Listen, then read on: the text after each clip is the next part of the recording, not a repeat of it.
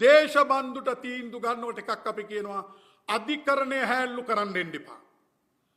මේක අපේ මතයක්. මොකද අපි දන්නවා ශිරාණි බණ්ඩාරනායක මැතින්ට පාර්ලිමේන්තු කරපදී. අද පාර්ලිමේන්තු උත්තරීතර නෙමෙයි. අද පාර්ලිමේන්තුව බොරු කියන නාඩගම් මඩුවක් වෙලා.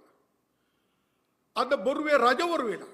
විමල් රත්නායක කියනවා ප්ලේන් එකේ එල්බෝඩ් එකක් ගහනද තිබ්බට ඒක දුවන්න පුළුවන් හොඳ ප්ලේන් එකක් ඒකේ අර පුහුණු අයගේ වැරදීමෙන් වැටුණා. ඒකයි වාර්තාව කියලා. ගුවන් හමුදාපතිගේ ගුවන් හමුදාවේ මාධ්‍ය ප්‍රකාශ කියනවා තාම එහෙම වාර්තාවක් එලි දක්වලා නැහැ. නියෝජ්‍ය ආරක්ෂක ඇමතිත් කියනවා දැන් තාම සම්පූර්ණ වාර්තාවක් එලි දක්වලා නැහැ. විමල් රත්නායක ඇමතුව ගලව ගන්න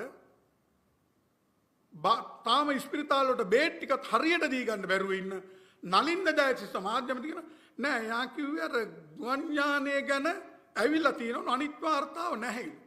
ගුවන් යාන ගැන මොකද දැන් මේගොල්ලෝ බේරන්න යන්නේ ගුවන් යානය ගැන. ගුවන් මගියක් කියන්නේ පුහුණු වුණ අය ගන්න නෙමෙයි.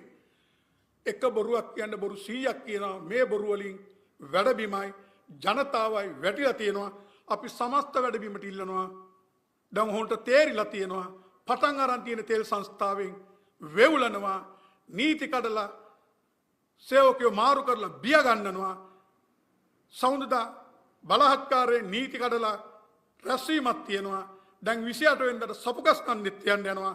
අනීතිය රැක්කට රජ කෙරුවට ඡන්දෙ දෙන්නේ නැහැ වැඩබිම. බොරුවයි ගසා කන බදු බරයි පරද්දන්න මෙවර මැයි 6 වෙනිදා ජනතාව ආණ්ඩුවට එරෙහිව ඡන්දේ පාවිච්චි කරන එක නියතයි. මේ දල්බරු වලින් මේවා වහන්න බෑ. අපි මැතිවරණ කොමිසමෙන් ඉල්ලනවා ඔබලා ස්වාධීනව මේක කටයුතු කරනවා නම් ඇප්පුත් දැම්මනම් ඇප් එකයි ඔක්කොම දැම්මනම් අපි කරුණු පිට හරියට වාර්තා කරලා තියෙනවා නම් දැන් කියන්න දෙන්න එපා මේක එදා කෙරුවා මෙදා කෙරුවා කියලා. හොඳට මතක තියාගන්න සීළු නීති උල්ලංඝනය කරලා මේ කරන්නේ.